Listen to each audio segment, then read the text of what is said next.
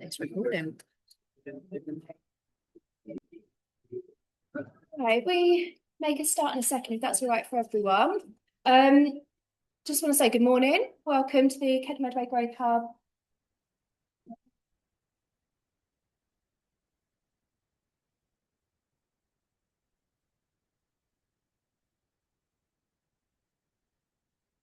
Heck. Oh, there we go. Sorry, guys. Sorry. Yeah, welcome to the Kent Medway Growth Hub workshop today, all about how to become an influencer with Ciara. I'm very excited to have her with us today. Just want to say thanks so much to everyone for coming. My name's Sarah Winterbones. I work with Smarter Society and we deliver the Kent Medway Growth Hub contract. On your screens on there is a QR code. If you don't mind just scanning, that's the word, scanning it. It's just a event registration, just a bit of information about you, your business. If it's influencing, just put your name, because obviously I doubt you've got a business name. Just that basically it goes to the Department of Trade and then we have it as well. It just means that we can keep delivering workshops like this today for free. And then if you want any follow-up support from our business support managers after today, they can give it personalised support. So you're not getting everything, you'll get stuff that's actually relevant to you and your businesses. People in the room, the toilets are just down the stairs. There shouldn't be a fire alarm, but if there is, we go out into the yellow gates. People at home, I hope you know where your toilets are and where your front door is. Hopefully you know that. Yeah, and we are filming today for social media. If anyone doesn't want to appear on our social medias, just let me know and we'll make sure you're not in any of the content. People at home, you won't be in it, obviously.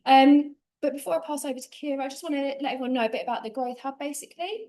So the Kent Medway Growth Hub, we provide free and impartial advice to businesses across the region. So whether you're just starting up or an established business, we are like the one-stop shop, basically. We can signpost you in directions of support for finance, applying for grants, mentoring. We run workshops like today, networking events, startup courses, everything. And if there's anything we can't help with your business, we'll signpost you to another agency or person that can, basically. So this is an online event today and a in-person. So we've got people at home on the camera, welcome. And then people in the room, obviously. So we'll do sort of a 45 minutes-ish hour presentation from Ciara. Then we'll do a bit of Q&A. People at home, if you just type your messages in the Q&A section, then we can represent you in the room. And then following on from that, we'll say goodbye to people at home and we'll do some networking in the room. So that's how this morning's going to look, if that's okay for everyone. But I will pass over to Ciara now, our expert on everything influencing. And thank you. Thank you. Well, I don't know about expert, but I'll try. I'll share what I have done over the past, wow, what is it? 12 years I have been online. How it all started. So I started a website called My Fussy Eater in 2014. So I was at home with a toddler and a newborn baby, and my toddler was a terrible eater. She had been a baby that had eaten everything, weaned, was an absolute dream, was amazing, turned into the toddler years and was just an absolute nightmare, just wanted everything beige food, was refusing everything. And I was just confused. I didn't know what to do. I wasn't a particularly good cook. I wasn't very confident in the kitchen, and I wasn't really confident with her around food. And I guess it was at the time a lot was growing on social media, websites and Facebook, Instagram, YouTube at the time was starting to get quite big. And I was looking online for a lot of information and there just wasn't a lot out there. There was a lot of information about babies and food and weaning, but kind of beyond those years, there was very little. So I decided to basically start talking about it myself, to start sharing my journey of trying to improve her eating, to get her out of those fussy eating habits. And yeah, that's where it all started from, basically. I started the website, which I built myself at home over the course of about 6 or 8 weeks. So my daughter was kind of at nursery part-time. She was like 2, just turned 3 at this point. My son was a newborn, but obviously with newborns, they do nap a lot. So I kind of used those hours that I had, a few hours a day, to look online, like basically how do I build this website? How do I build a food blog? And kind of went from there.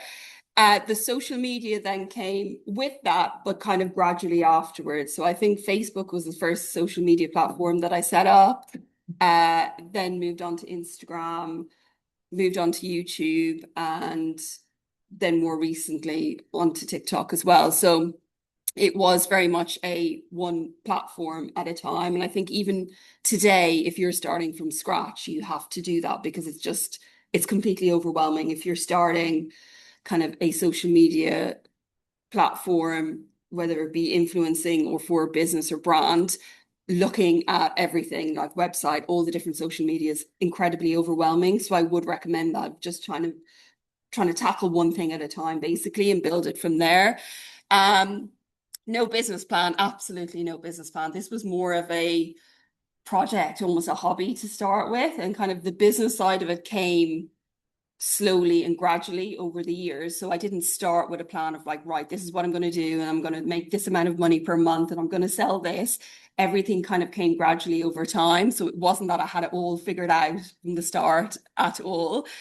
Learning as I went, absolutely. I mean, even today, I am 12 years into this, and every day is still learning something new, learning about platforms, learning how something works, learning how to make my photography a bit better, or learning how to make my videos a bit better. And I think it's very easy to look at people online or to look maybe at other businesses or brands and see, oh, wow, they're amazing. Like, but just know that everybody's in that same position. Everyone's just learning every day and just trying to get that little bit better. And just another point I thought I'd mention here, passion or pain point, because obviously the title of this is turning your passion into influence, but my work came actually not from a passion. It is my passion now very much, but it actually came from my pain point that I was struggling with my child. I was struggling with food and her eating. And it was something that I thought, well, maybe if I'm struggling with it, other people are as well. So don't think that you have to be amazing at something to kind of start a social media about it. You don't have to have it all figured out. You don't have to have this amazing hobby that you were brilliant about or an amazing business. It can come from a pain point as well. It can be something that you say, oh, I'm really struggling with this, or I want to learn more about this. How about I start sharing this online and people can come along on the journey with me? Uh, what I wish I knew at the beginning. I mean, this could be like a 3 hour talk in itself, but to narrow it down, growth takes longer than you think. I think we're all impatient people, aren't we? And when we start something, we want instant results, we want instant feedback. And especially working online, this is not something you're going to get. Like, you have to look at this as a long-term project. This is going to take weeks, months, years, and you really have to have that mindset from the outset, because I think if you think, okay, I'm going to have it all figured out in 6 weeks and 2 months and 6 months' time, you are going to be disappointed. Like, this is going to take a long time and it's going to take a lot of work. So if you start off with that idea of, right, this is a long-term thing, I think it will just make it a lot easier, and it will stop you kind of getting disheartened like several weeks or several months in. Followers don't equal income. This is a really, really big one. And I think now on social media, this is even more important than ever. I think years ago, followers meant earning an income or being able to sell something for another brand. Nowadays, that's not the case. Things are very much changing, that you can have a really big following, but it could be a really wide, diverse following. So if you're trying to sell something to, it's not going to connect with that many people, but you could have a following of 500 people, but you could have 500 people that are all 100% invested in what you're doing or interested in what you're selling. So again, that's something to not get disheartened about. It's about attracting the right people to your social media rather than attracting everybody and not all of it actually connecting. Email lists. I'm going to come on and talk about this a bit more further on. But from the very start, I would say collecting email addresses is really important. And whether you have a website or not, collect email addresses, because that's going to serve you really, really well further down the line. Consistency beats perfection. This is probably the thing that when people ask me for advice on social media, people will often, especially people that are kind of more up and coming with food accounts, and they'll say, oh, my video is rubbish, or I made this and then I deleted the video because I was embarrassed. Like nobody starts off perfect. And actually, even somebody that you look online and think, oh, that video is perfect, they don't think it's perfect. They're nitpicking, they're pulling out all the mistakes, they're looking at it negatively. And the most important thing is that you just keep showing up. So you keep posting, you keep creating content, and you will 100% get better over time. Every time you post a piece of content, it will get a little bit better. And it's important that you don't shy away from posting just because you feel like it's not perfect. And then the last thing is you're building a brand, not just posting, and having that attitude of everything that you talk about online, everything that you post is building towards something, it's working towards something, and it's that brand you're creating, whatever that brand may be. It might be a business where you're selling something. The brand might be you if you're looking for, a career yourself in social media, just as your own person, that everything kind of fits around this brand so that you're not just posting absolute random stuff, that everything fits under the umbrella of whatever kind of brand that you're trying to build. So what is influence? I put it into these four categories of trust, authority, value, and consistency. So for you to influence people, they have to have trust in you. So they have to believe what you're saying, they have to understand what you're saying, and they have to trust that you're not giving misinformation, or you're just saying something for the sake of it, or you're posting about a brand because you're getting paid for it. So again, it comes down to that idea of everything that you do is building a brand. It's not just posting, and everything you do has to have that trust element to it. So just not to overthink and worry about this, because I don't want you to think too much about it, but just be careful about everything that you're posting, that it does align with what you do actually truly believe, and that it aligns under that umbrella of whatever kind of brand that you're trying to create. Authority. This is about basically speaking with authority about whatever you're talking about online. And I think we all have that kind of imposter syndrome in us, and that kind of shying away of, oh, well, I don't know as much as that person, or that person knows more. I'm not as qualified to talk about that.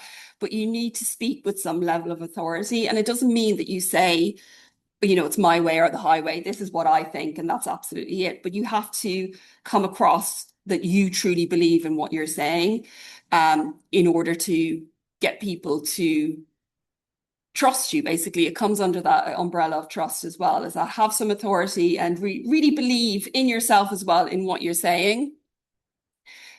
Giving value. And again, this comes down to not just posting completely random things. The vast majority of what you post online needs to be giving some value to people. So you need to be educating people. Are you giving them a tip or a recipe or an idea? Are you showing them something that's going to help them in their life? Or are you entertaining them? Are you providing them a bit of light relief for 30 seconds, where you're telling a funny story or you're sharing an anecdote? Whatever it is, it has to provide some kind of value. Again, and that comes down to not just random posting. Think about what your overall brand is.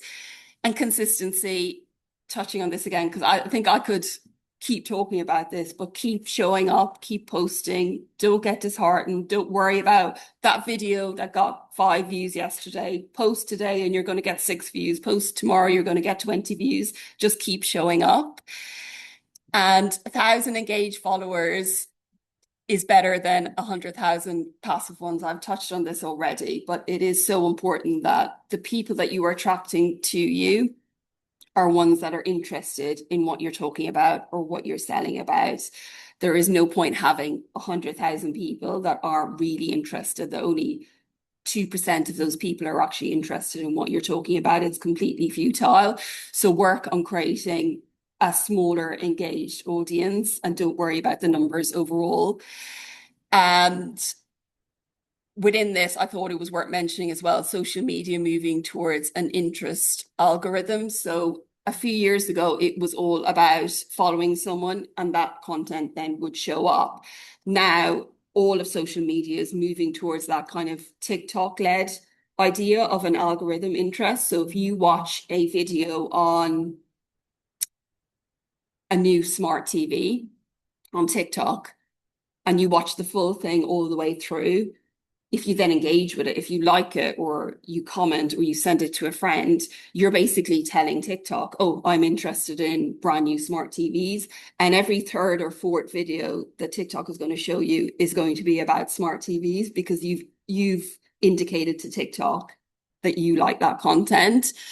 And that's the way all the other platforms are slowly, not to the same extent as TikTok, but they're slowly moving in that direction. And what that means as well is that it is actually harder to gain followers now because the social media platforms are showing you content from people that you don't follow. And you've probably noticed that yourself if you use social media personally, that all this stuff is showing up on your feed that you don't actually follow these people, but it's because it's moving towards this interest algorithm. And again, that comes down to not worrying so much about the numbers and how many followers you have. And TikTok in particular, you will notice, like I notice, I don't follow certain people, but they continuously show up on my feed because I watch their videos. So it's not, this is why it's important that you don't get bogged down with the follower numbers because it is moving towards that interest algorithm. So if someone's interested in your content, the platforms are going to continuously show it up. So what we're not aiming for, going viral. I think that's the thing that people always think, oh, I just want one video goes viral and that's going to change everything. It's going to change my brand. It's going to change my business. It absolutely doesn't. The problem with viral videos is that it doesn't attract, say 90% of the people that it brings to your account is not people that are interested in what you're talking about or what you're selling, what you're promoting. And I think that's why in this day and age, absolutely don't aim to go viral. I mean, it will bring a tiny percentage of people that are interested, but the vast majority of people that will come to your account have no interest in what you're talking about. So that should never be an aim. And also, again, overnight success. And I think that kind of encompasses everything I've already said, that we're just working towards building consistency every single day, not worrying about followers and just working on that overall brand. What we are aiming for then is solving a problem. So whatever it is, again, your brand, whatever you're posting about, is what problem are we solving for people every single day? How are we helping people? How are we educating them, or how are we entertaining them? So every single day, think about that. Building trust and community. Again, that comes down to those ideas of trust, authority, and value. And building a community as well is that if people have taken the time to either message you or to comment on one of your posts, get in there and comment and reply to them and engage with people. That's so, so important. I think, again, I've noticed over the years, like getting comments from people is harder and harder. People are just not as open to commenting on social media anymore. So if someone has taken the time, get in there and make sure you reply to them.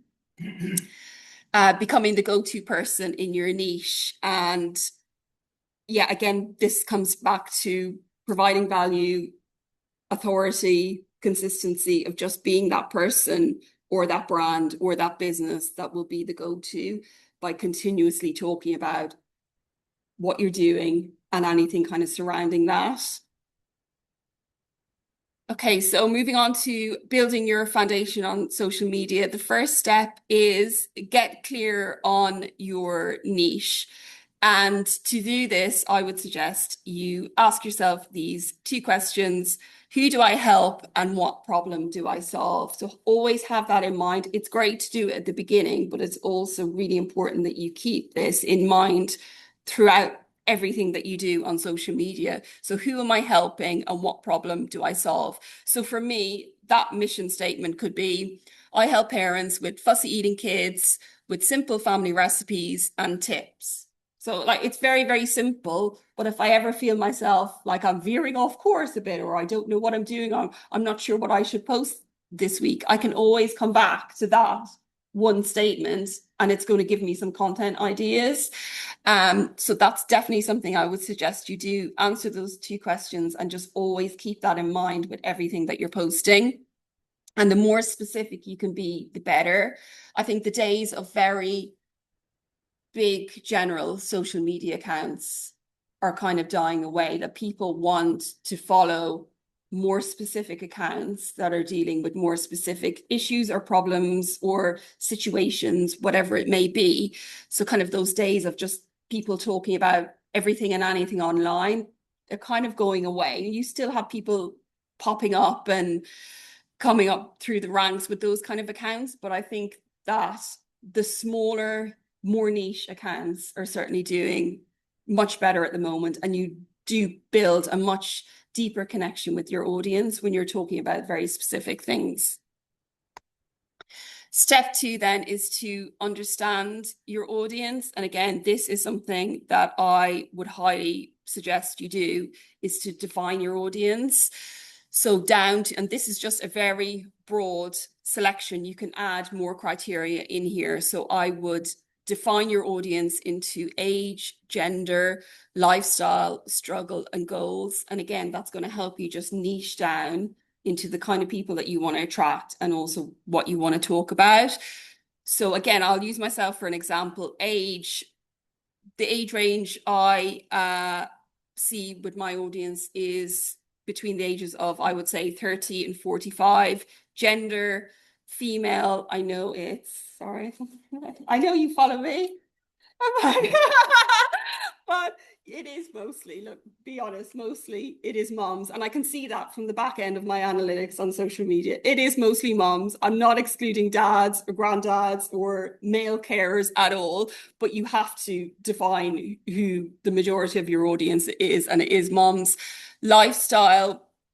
So that for me, the lifestyle of my audience would be either a mom with young kids that's at home with her kids, she's at home full time, or her kids are a little bit older and she is working. And I know that seems quite broad, but because I'm able to make the other things quite specific, it's okay. So it's okay to have some of these categories quite broad. That's absolutely fine.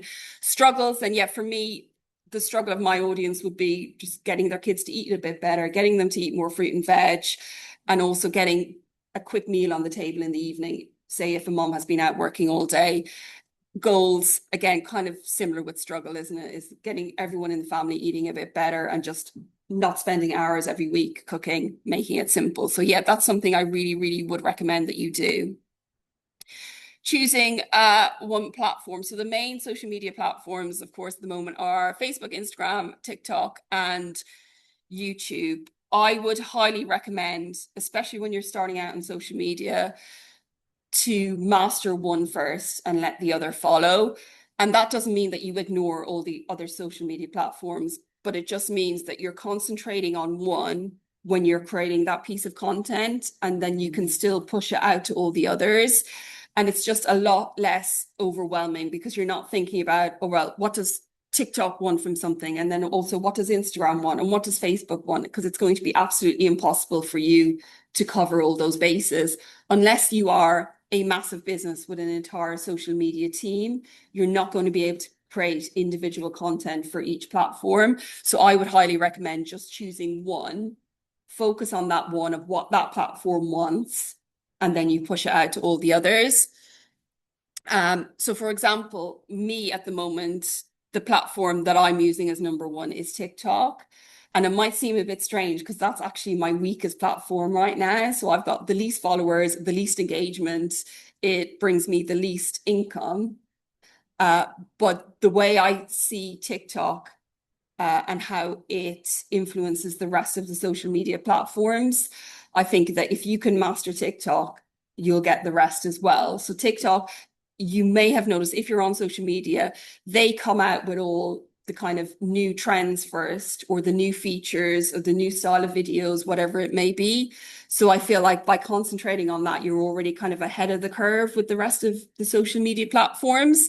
So yeah, absolutely. Choose one, learn what works on there, test everything that you're doing on there, and then you can just push it out to all the others. So growing from zero, how do we actually grow accounts? Sometimes look and viral videos, which I said is not something we want to concentrate on because it's not really a strategy, but mostly clear positioning. Again, coming down to that mission statement of what exactly is it that I'm sharing, that I'm talking about, having that mission statement in mind at all time.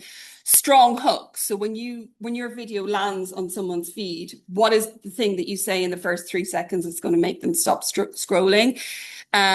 This is something that's actually really hard to do. I'm still trying to master it and think of different ways that I can get people to stop scrolling when my video comes up.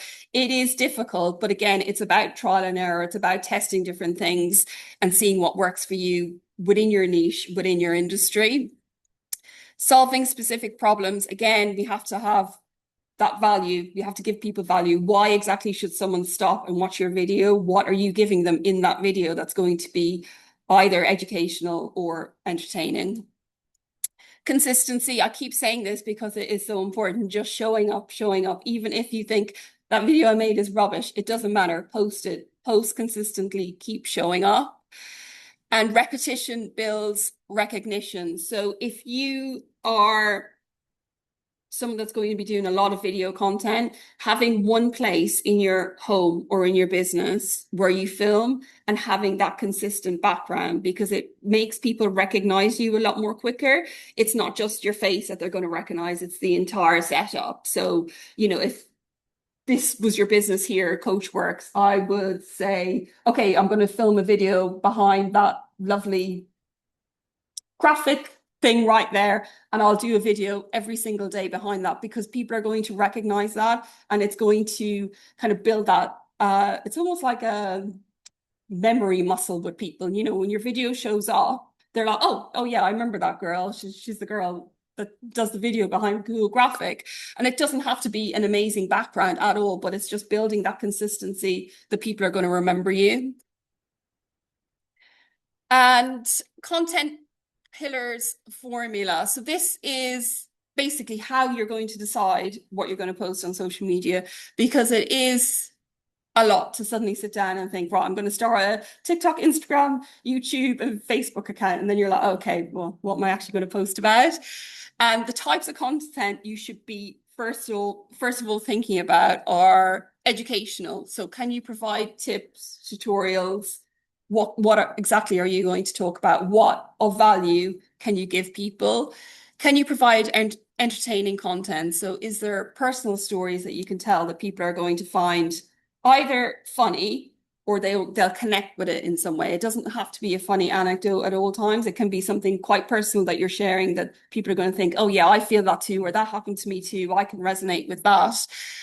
Authority pieces. So again, this comes down to kind of building your authority within your niche. Can you give an opinion on something? So something within your niche, within your business, or maybe something that's happening in the news at the moment. Can you speak about something? And then the fourth one is promotional. So that's anything that you're monetizing. So is it that you're selling your own product or service, or are you promoting somebody else's, whatever that may be? So you need to kind of get clear on what types of content you want to talk about, you're comfortable talking about, and then we can start fitting in actual videos underneath that. So for me, the majority of my content is educational. So it will be easy recipes, fussy eating tips, and food hacks. So very simple. It's educational. It's showing people either a recipe, it's showing them a quick little food hack that they can use in the kitchen, or it's giving them some kind of advice on fussy eating kids. And opinion pieces. This is actually something that I'm not good at. And when I was writing up this presentation, it made me realize I need to do a lot more of, because it is difficult. It is difficult putting yourself out there with your opinion on something, because I think, like for me, it's a lot easier to put a recipe out there and someone be like, oh, don't like that recipe, it's rubbish. Well, okay, right, move on with your life. But when you put out your personal opinion on something, it does feel a bit more personal if you start getting, a little bit of pushback or a bit of negativity. But it does really help to build your brand, that if you say, this is my stance, this is what I think on this. So even for me, I think it's hard, but I need to get better at that. And then the monetization part is promoting either my own products or somebody else's through an affiliate. So yep, those are the different types of content. How we actually present that content then, when you've made a video, I talked about like a hook, something that's going to stop people scrolling. So what can you say within those first 3 to 5 seconds that's going to stop somebody from scrolling? Can you create curiosity? Can you say something that people are like, oh, what's she talking about? Or, oh, you know, I did one the croissant video from the other day. I had an idea.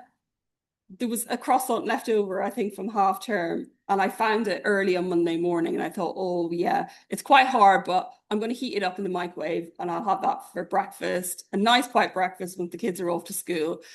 And then I came downstairs and my husband had thrown it in the bin, and I was furious because I had in my head for like 3 hours I was going to have this lovely chocolate croissant, but it was all wrapped up in the paper and thrown it in the bin. I thought, oh, it's fine. So I took it out, but I made a video about it, and the hook that I used was, "Am I disgusting?"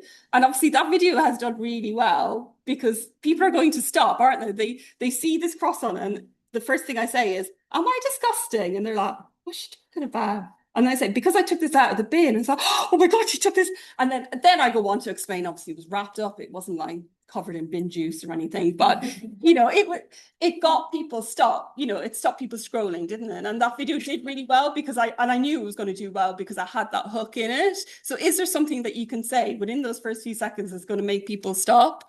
Or you can highlight a problem. You can instantly come in with, this has happened to me. Does it happen to anybody else? And then give the solution.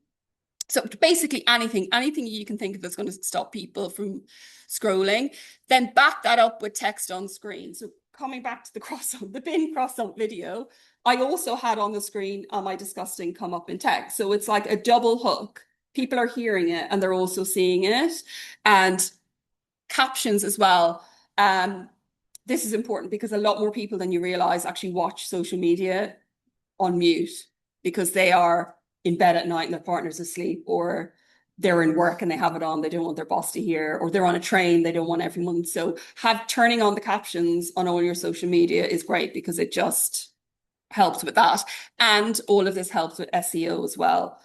Because if somebody is searching something in particular, if you have the text on the screen, like, "Am I disgusting?" If you have the words saying, "Am I disgusting?" and then the captions that are there, that's all SEO. And particularly for a platform like TikTok, that's very ahead of the other social media platforms in terms of SEO. That's super important. So basically, the more information that you can get on that screen, the words that you're saying, and also the text, and then your caption underneath, to get that SEO in. And you don't want it to be forced. You don't want to feel unnatural, like you're keyword stuffing in. But if you can have all of those different ways, so if you have the mention of the croissant in the hook, you're saying it, your text on screen, you've got your captions turned on, and you have it in the captions underneath the video as well. That's all going to help with your SEO. Progress, not perfection. This again, I've touched on this, but I think it's really important to talk about because so many people start social media and stop because they think they're not very good. And nobody on this earth with a successful social media platform started off doing what they're doing now. That everyone starts somewhere and it is so difficult. I totally get that, but you're not going to start completely polished and perfect. The most important thing is that you just keep showing up, you keep trying, you keep making different types of content, and you keep putting it out there. And not only will your content improve, but you and how you feel and your confidence in it will improve as well. So just keep showing up. People also connect with realness, honesty, and progress. Like there's nothing wrong with showing up and saying, "Hey, this is my first video ever. This is rubbish, but I'm starting somewhere. Here's what I'm doing." Like people love that. They love honesty. They love realness, real people, real life. They don't want to see something completely polished that's totally out of their reach. They want to see the real you. I put a picture of a woman in a completely messy kitchen because if I have big recipe days and I'm doing loads of different recipe testing, I'm not very organized. I don't clean up as I go along, and my kitchen is an absolute bomb site. And I always show afterwards And I get so much engagement. I get so many messages about that. People are like, oh my God, thank you so much. Like, you know, I thought everything would be perfect. And I was like, absolutely not. Like, this is behind the scenes. This is what goes on when I have a day where I'm making 10 different recipes and I'm taking photos and I'm filming. It's absolute chaos. So showing people that realness and that honesty is a way that you can connect with them so that you're not this kind of mythical figure. Like, you're just a real person. Like, I'm a normal person. I'm a mom. My kids are running around. It's really, really important. And I used to not do this. I used to feel like everything had to look perfect. I used to not film until I had my entire kitchen cleaned. And now I'm like, I don't care. I make a video and the dishes from breakfast are still there. You know, there's stuff everywhere. I've got to the point where I'm like, I just don't care anymore. And I think my content's actually gotten better because of it, because it's just real. It's real life. 1% infinity. This was a phrase that I heard probably within the first couple of years of starting out, and it's something that stuck with me. So I thought I would share it because if it's stuck with me like over 10 years now, it's obviously had a bit of an impact. So it's the idea of every time you do something, you get 1% better. So it's coming back to that idea that you're not going to go home today, make a video, put it up, and it's going to be absolutely amazing.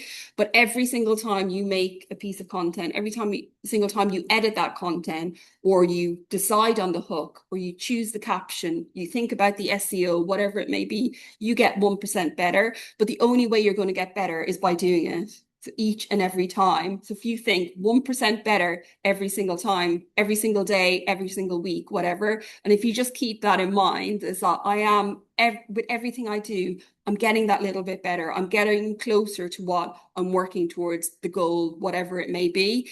And just keep that in mind, because I know I've said it, but it is disheartening and overwhelming and hard work building online. But if you can keep that in mind, it might just be the thing that keeps you going.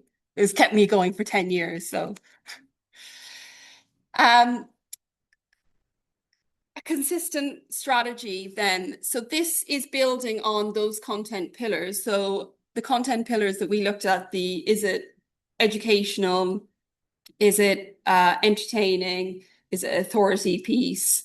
Or the monetization? Forget about the monetization for the moment, because we just want to work on those other three pillars.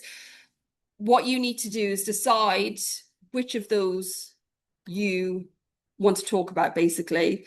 If possible, all three, but which will be the main one. So again, for me, the main one is the educational piece.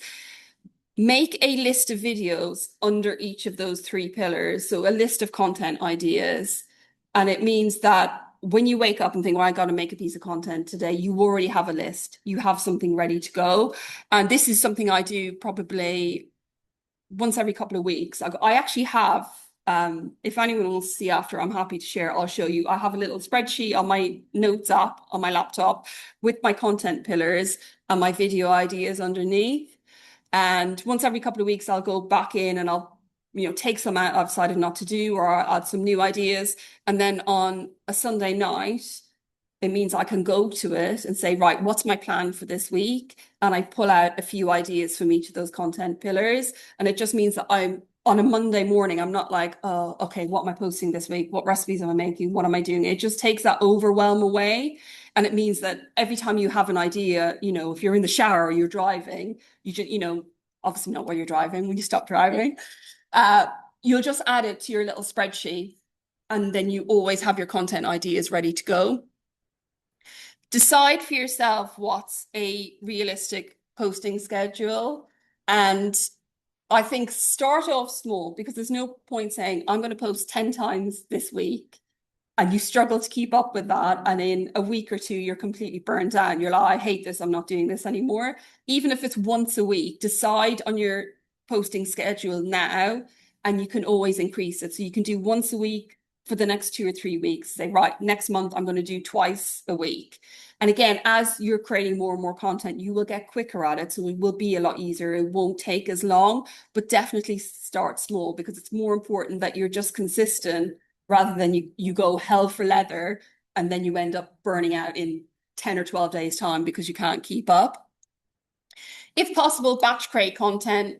And this is particularly if you're doing like just talking pieces, like for example, being in front of that graphic, if you're just talking to the camera, that's a great one to batch make. So you just say, right, I'm going to do a whole week or two worth of content. I'm going to sit down for a couple of hours. I'm going to get it all done at once.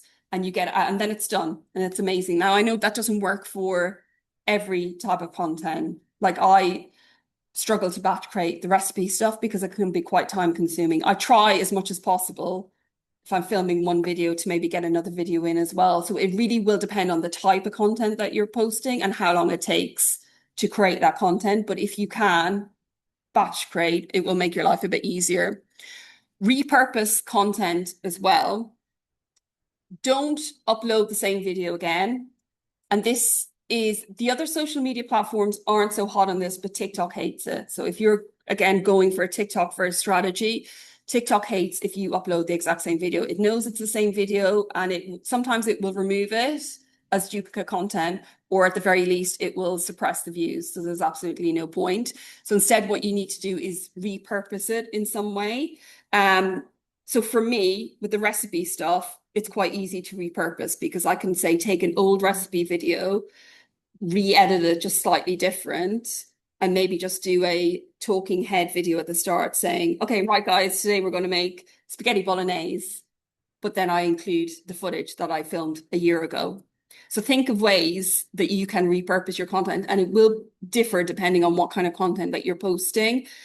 And always keep your old content. Don't delete anything. Keep all your old content. I know this is difficult if you're working on a phone because it's only going to hold so much, but most of my work is on a laptop and I have a separate hard drive you plug in and everything is on there. I have content from 12 years ago on there.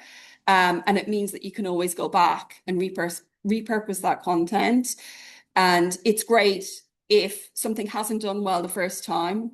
So at the moment, I'm looking at content that I posted early January. I'm thinking, okay, that recipe video didn't do very well. I'm going to repurpose that within the next couple of weeks, put a slightly different spin on it, do a slightly different talking to camera, do a different voiceover, and I'll use it again. And it just means that if you're putting something out there and you feel like it's not getting the views that it should, it's not wasted. You can keep using it again.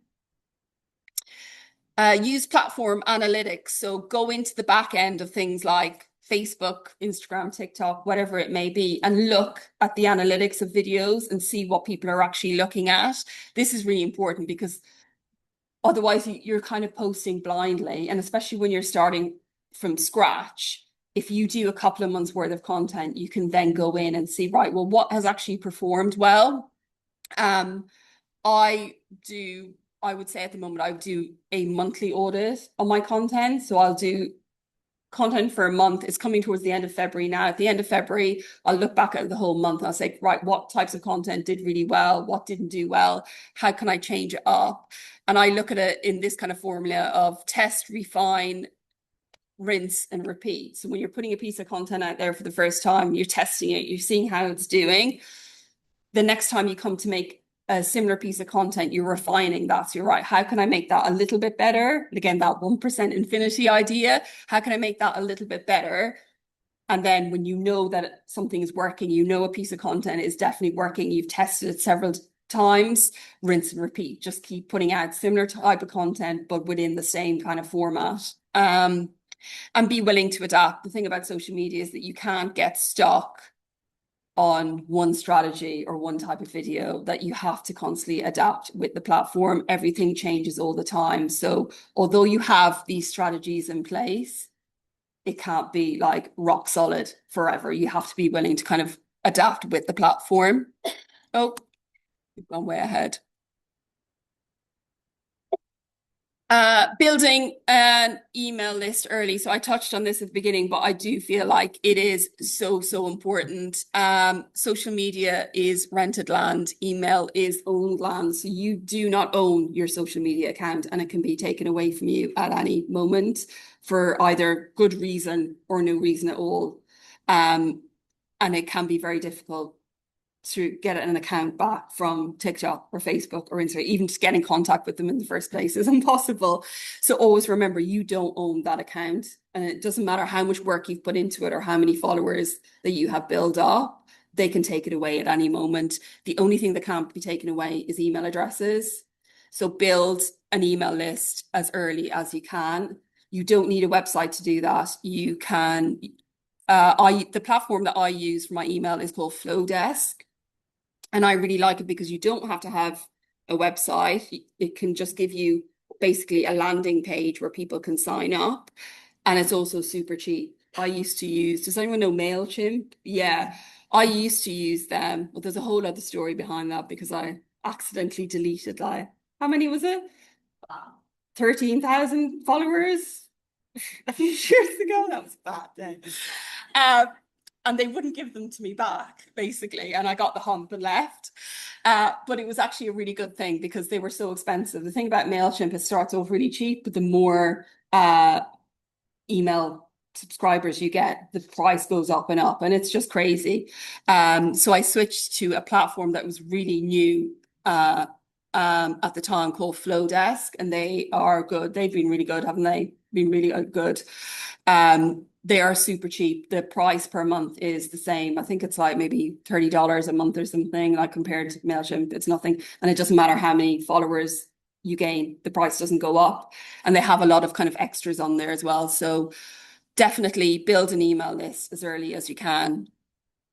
You can offer an incentive to get people to sign up. So, is there something like a free tip sheet? Is there like a recipe ebook, something? So on my website, I have a fussy eating guide, basically a short little guide. I can't even remember how many pages I wrote it years ago. You've never looked at it, have you? No. I think it's like maybe about 5 or 6 pages. I can't remember. But it's just giving tips and tricks on fussy eaters, a little bit of advice, and it gets people signed up to the email list. So just think, is there something that you can offer within your niche, whatever it is that you're talking about?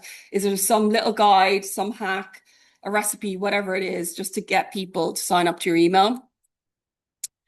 Monetization, then, different ways that you can monetize social media. This is not like, this is it. There's no other ways. These are ones that I either use myself or I know of. There are hundreds of different ways that you can monetize on social media, but yeah, we'll go through what I do and I know that other people do. Affiliate links. So that's linking to any kind of product and you get a small commission back. I think most people are familiar with that, aren't they? Like Amazon affiliate links. Amazon is actually the only one that I use. There is a lot more. I know a lot of people in like the fashion space use. Do you know the names Style Link or something like that? No.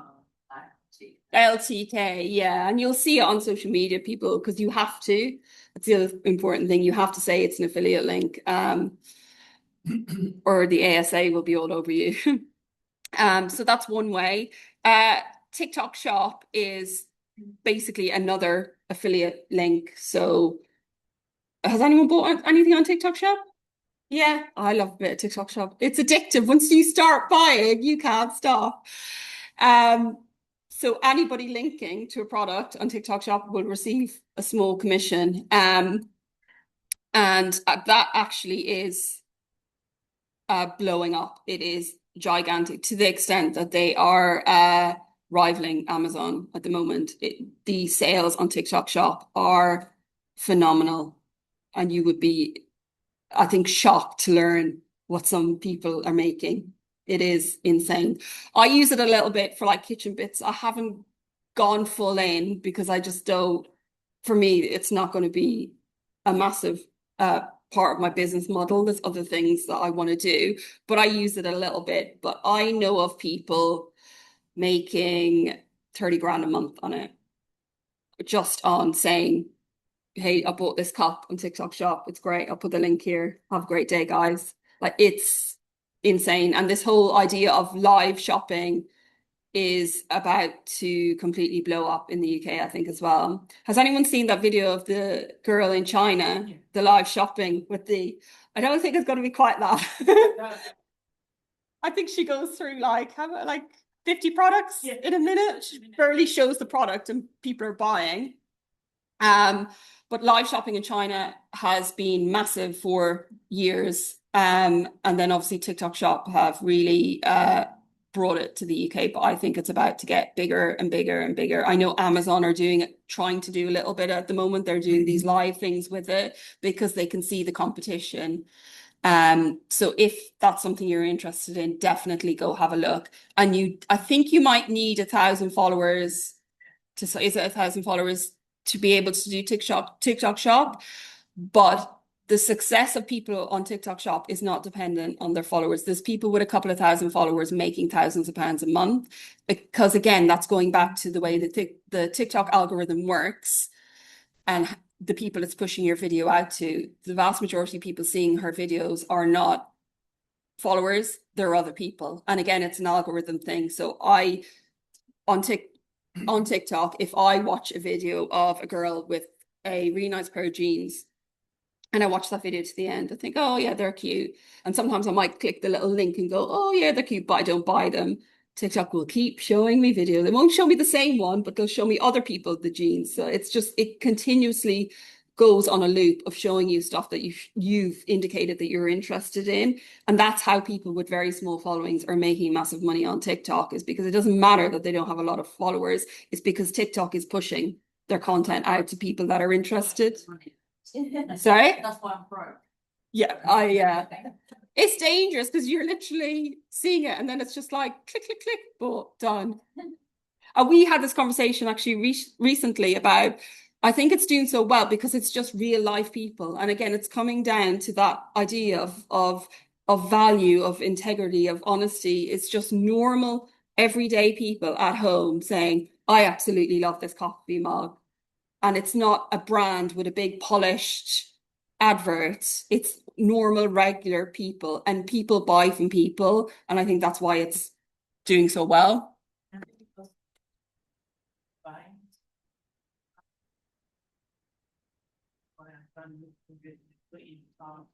100%. And that's the problem. That's why I'm spending too much on it, because it's literally like double tap, you're not even out of TikTok and you continue your scrolling. Okay, I spent too long talking about TikTok Shop. Facebook, TikTok, and YouTube. So these are the platforms that will actually pay you to post. So Facebook, again, you have to have a certain number of followers, but it has a monetization feature where it will put ads on your video. So at the very bottom, there'll be like a little banner ad. So you will get paid for your content. TikTok, similar. No, actually, it's not similar. Sorry. TikTok is the creator rewards program where TikTok themselves pay you for videos over a minute long, but your videos need enormous amounts of views to be making decent money, and you have to be someone that's on there all the time posting. So if you gain a really good following and you're in the habit of doing long videos that people are watching, it's worth looking at that. But I think for someone starting out, don't worry about it too much. And then YouTube is similar to Facebook. It will put little banner ads, and YouTube is owned by Google, so it's Google AdSense on that. Digital products, then, is there something that you can sell? Do you have an expertise? Do you have information? Do you have advice that you can put together into a digital product to sell? So some kind of tips, tricks, recipes, whatever it is, think about that. Physical products or services. So do you want to create an actual product yourself and sell it alongside the social media that you're building, or a service? So is there something, a real expertise that you have that you can offer, that you can give people advice to? Is it something one-to-one? Can you come and do one-to-one cooking lessons with husbands that can't cook? I'd actually pay for that. Think about it. Is there something everybody here has a skill? They have something that they're good at, or they have information that other people want. So just think about how can you package that into something that you can sell. Brand partnerships, then, I mean, so fairly self-explanatory. That's, as you grow your following, you're working with brands, they're paying you to make an ad. User-generated content is when brands pay you to make videos, but they use it for their platforms. This isn't something I know a whole lot about because I don't do it. But again, I know there's people making quite a bit of money online doing this. So, making a video for Andrex toilet roll, but they're not posting it to their own platforms. They don't got to worry about, their own audience and how it's going to land. It's literally going to the Andrex social media. And then website ads. If you have a website and you start building quite a big traffic following to that, you can put ads on your website and make some money from that. Protecting your brand. This again comes down to what I said at the beginning, is that thinking from the very beginning about your social media being a brand, that either you're the brand or the business is the brand, and you have to protect that if in doubt, say no. So if someone's approaching you trying to give you money to sell a certain thing, but it doesn't really align with your following or what you do, or it's not a great product, always say no. It's better to just err on the side of caution, because you don't want to lose that trust that you're building with your audience.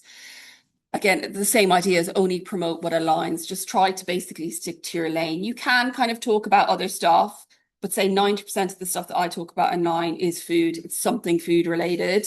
I'll throw in like a little bit of other stuff, like maybe a little bit of fashion stuff or a tiny amount of beauty stuff. But 90% of what I talk about is just food all day long. It's food.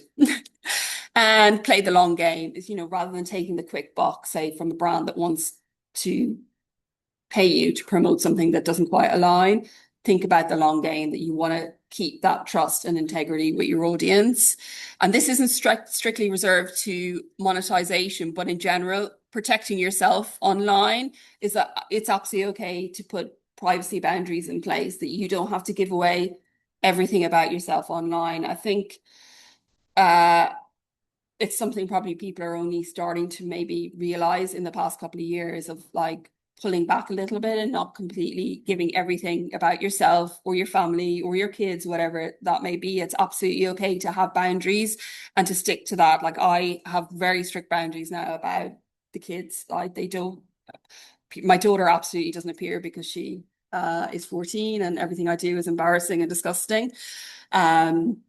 My son will appear a tiny bit in stuff, but that's only if he kind of comes in. And yeah, I have had so many brands over the years choose not to work with me because I wouldn't put the kids in brand videos, and that was my decision and I stuck by it. And again, I have lost out on a lot of money because of it, but it doesn't matter, because that's what sits right with me, and I can go to bed at night knowing that I've done the right thing for me and my family and my decision. Negativity, there will always be an amount of negativity online. And I think I don't want to say, oh, you just got to get used to it, because I think it's never okay. Some of the things that people say to each other online, I don't want to minimize it and excuse it. But at the same time, it's something that's always there, and I think always will be. And you just have to find a way to deal with it, basically. I am lucky I get very little negativity, because I think I stick to my lane. I talk about food, I don't really talk about my kids and stuff. So there's not a whole lot for people to pick apart. But when I do, I try to laugh it off. Mostly, don't I? Most of the time. And I think Facebook's probably the worst, isn't it? People on Facebook seem to be angry, very, very angry. But I spin it because my Facebook's monetized. So most of my videos will appear with a little banner. So if people are being really negative, the views just go up and up and up. And the platforms can't tell the difference between positive and negative engagement on your videos, and they actually don't care. All they care is people are watching them. So sometimes when a video goes crazy, and it will quite often happen over the weekend. I don't know why the weekend is. People get angry the weekend, don't they? Who quite often will come into work on a Monday morning and I'll look at my Facebook and go, oh my God, that got 3 million views, but people are annoyed. It's like they didn't like the way I cooked those eggs. But it's made me money. People arguing amongst themselves in the comments has made me money. So I think I'll just leave them be. Responding to negativity, then you can absolutely respond and say, you don't agree with the person, or tell them to go away, whatever.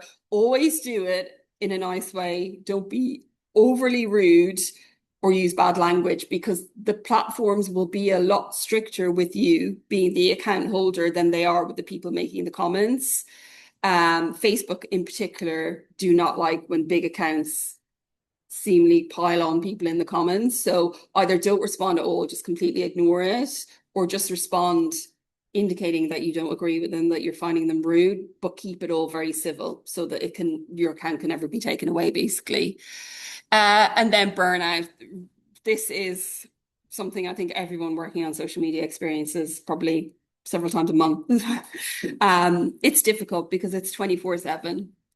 And you have to kind of put boundaries in place for yourself as well. And that's where I think coming back to having that realistic posting schedule is really important, so that you're not constantly thinking, oh, when am I going to post? I need to post. That you have your schedule set out for the week and you're like, right, that's what I'm going to do. But take care of yourself as well online, because it's constant. It's 24/7. I know a lot of people in the industry that have two phones. They have like a work phone, they have their own private phone so they can put the work phone away. I don't do that because I can barely keep track of one phone as it is. Two phones would be a nightmare. But I have no notifications on my phone. Nothing pops up, because it's just a distraction and it's going to drag you back in. And if you're, working on something else at home and you have Instagram completely popping off, you're going to be. So I have zero notifications at all. Nothing pops up. So I don't see anything unless I go into the platform. And it just helps stop that kind of constantly going back and forth, back and forth.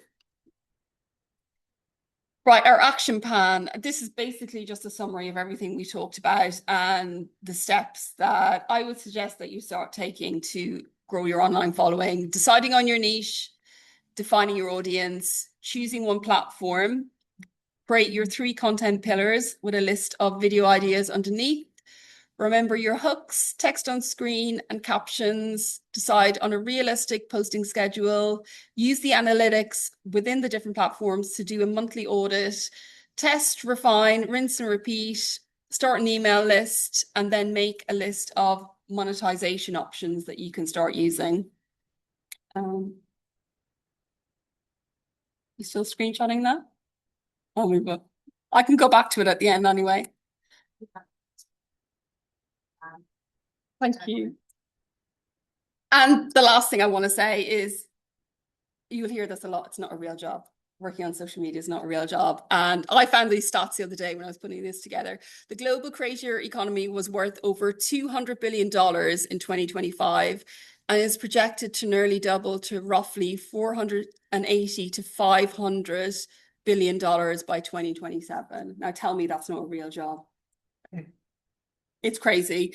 There will be a lot of people out there being, what are you doing? Why are you online? What are you trying to do? Just don't worry about it. Just stick in your own lane. Keep working. Have your goals in place, what you want to do. Have your content pillars. Have your video ideas. Have your ideas of how you're going to monetize down the line, and just keep working towards it, and just block everything else out. And that's it.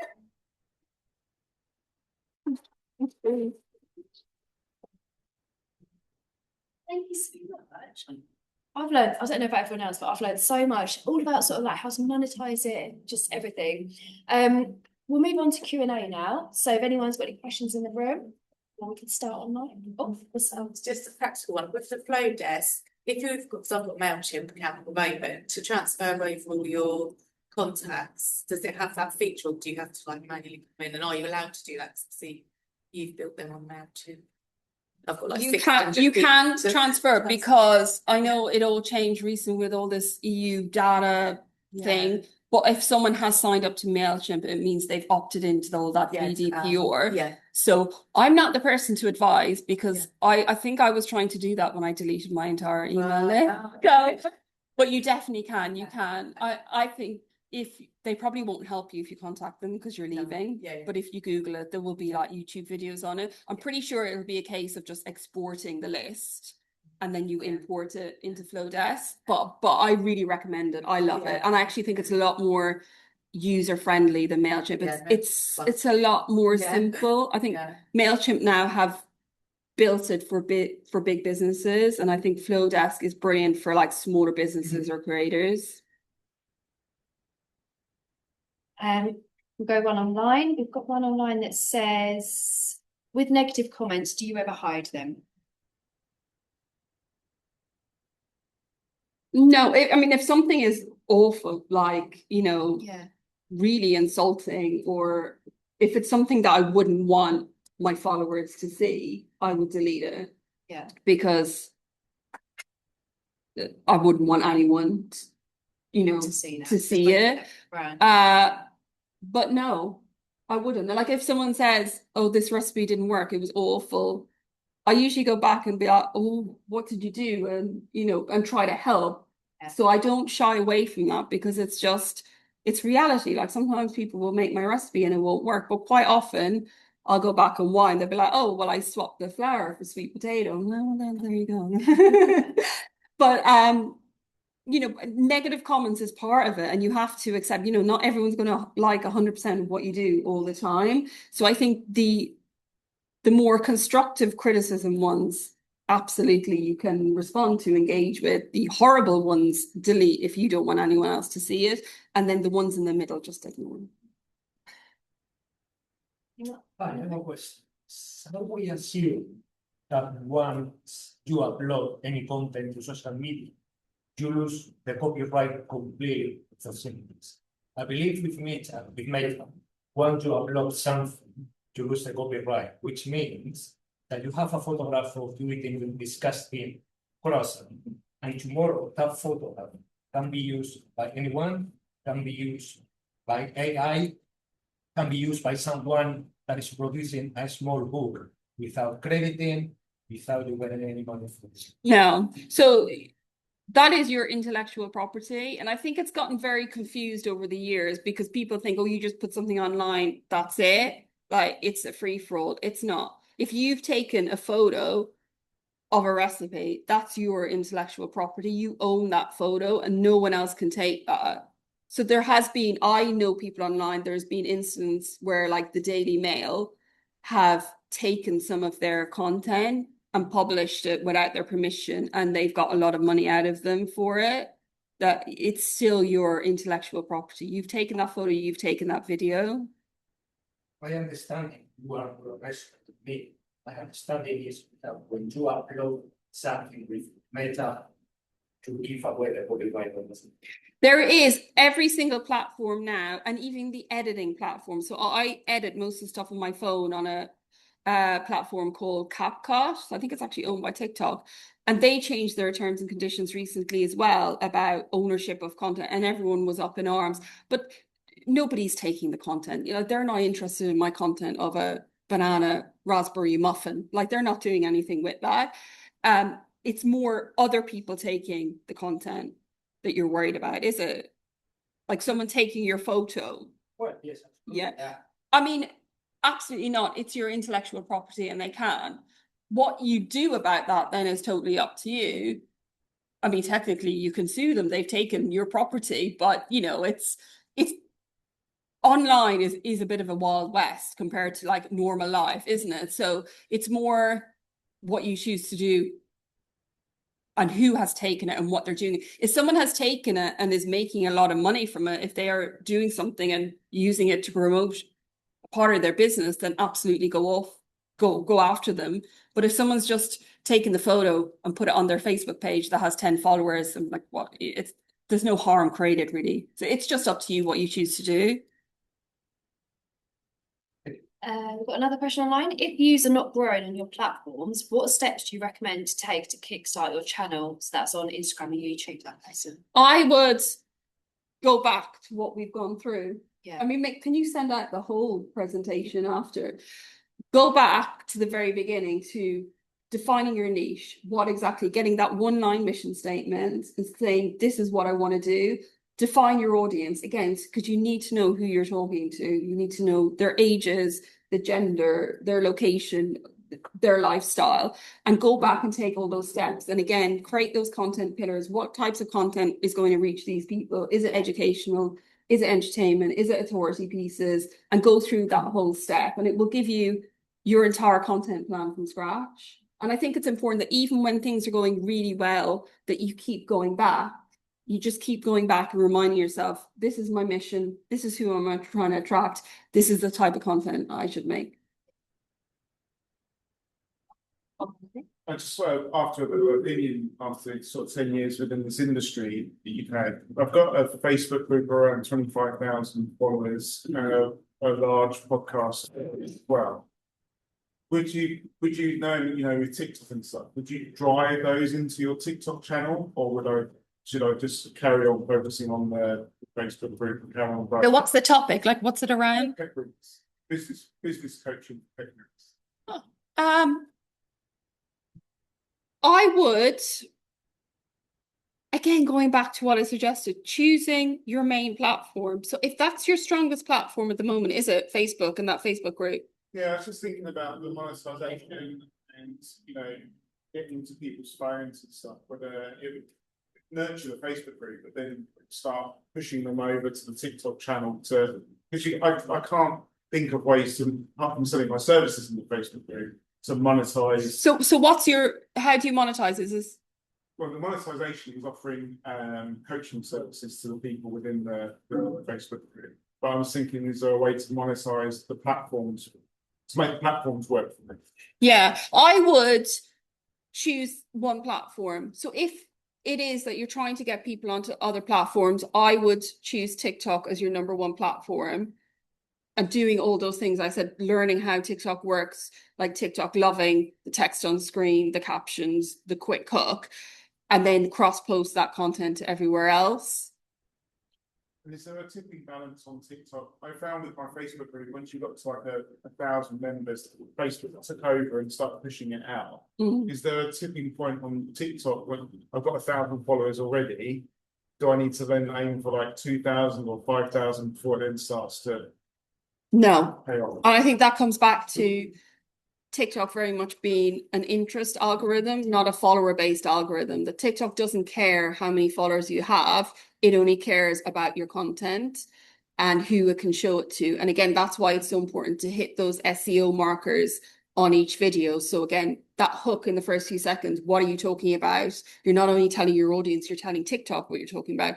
The hook on the screen, again, you're telling TikTok what you're talking about. The captions is telling TikTok, and then whatever you write in the caption below the video is telling TikTok what your video is about. And if you can, the quicker TikTok can categorize your content, the more likely it's going to be pushed out to people. And again, it's being pushed out to people that have already watched videos about dog grooming or a dog grooming business or dog grooming course. So you got to think about that of like making it easy basically for TikTok to categorize your video. How does it, when you say categorize, how does it do that? That's to go into business, education, or literally just what it's about. Because there is a billion different categories potentially on TikTok. But how I would think about is who is your ideal audience on TikTok? So is it someone with a dog grooming business already, or is it someone that's looking to set up? Okay. But then I would start your videos with either one of those. So I would start with, are you looking to start a dog grooming business? Very quickly, and you've put it out there. And that's you not only telling your audience, you're telling TikTok, I want this to go out to people who are looking to start a TikTok, not a TikTok business, a dog grooming business. And then the next video you can do is aimed at people that already have a business. You could say, have you been in business dog grooming for 5 years and are struggling with this? So think about every single video you put out, who is that audience? Again, going back to define your audience, who do you want to see this video? Okay, this one I want it to be brand newbies in the business. This I want to be people a year in. This one I want to be people of 5 years in. Yeah, and is there a planning? Do you plan your videos like scripts and titles and books? So I film first. It depends on the type of video, because if I'm talking to the screen, I have it all planned out before, like the script written out of what I'm going to say. And if you do that, just be careful you're not reading like monotone. Yeah. I have it to the side because I don't like it when it's on the screen. I've tried that when it's like a teleprompter and I feel like I'm reading the news to people. Yeah. So I have it on my laptop to the side and I kind of ad lib. I know roughly what I'm going to say and I ad lib it. With most of my recipe videos, I do a voiceover only because I find that when I'm cooking and talking, I waffle and the video ends up being 3 minutes long and no one's going to watch it. They're bored. So with most of my recipe videos, I will do a full voiceover, or I'll do a quick intro at the start and then do a voiceover. So with those, I'll record the full recipe. I'll put all the footage into CapCut. I'll look at the footage and then I write up the script and then I record the voiceover and then I will edit the video around the voiceover. Just got one more online. They've said, how long did it take you to go full time to make this your full-time job? Well, I wasn't working when I started, so it's not a case of I was in. Yeah, so basically what happened was we were living in London.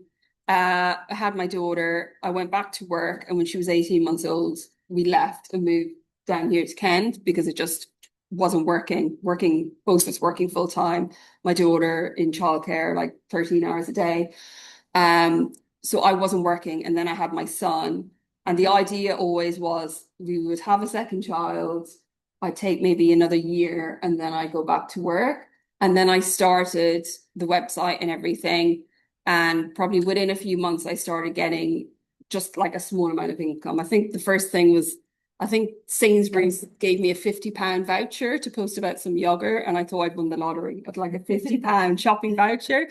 And it kind of grew from there. And then I think just as the year was coming up, my husband said to me, oh, if you can make £500 a month, you can stay at home and not go back to work, because it would meant between the cost of childcare and all that. He's like, if you could just make that. So that was my goal. And I'm like, if I can make £500 a month, I don't have to go back to work. So that was it. So I never had a job and then quit it. I kind of grew it as the kids were really young. So it's probably a difficult question to answer, but yeah. Amazing. We'll stop there. But yeah, thank you so much for everyone for joining us today. It's been amazing learning all about how to it's just inspired it, I think. It's inspired me sort of all online, all sorts of social media and everything like that. So thank you so much for sharing everything with us today. Just want to say, obviously, we'll network in the room in a second, but just to everyone online, we'll say goodbye to you. But we've got a couple of events coming up that I just want to bring everyone's attention to. We're at the Maidstone Business Show. So if anyone online is in Maidstone, we're there tomorrow. Can't remember the exact number. I think we're still 40, but it's the other day. And then next week, we are starting a 4-part series for high street businesses. So if anyone has got a high street business and wants to join our online webinars about how to grow their high street businesses, we've got that starting next Monday as well. It'll be 4 Mondays, 4-part series. But I will email you all the details. But thank you so much for joining us, and we'll say goodbye to people online, and then we can all network in the room. Thank you. If anyone wants to see that content layout, I'm more than happy to show you. Yes, indeed. Yeah, I'll get it. I know.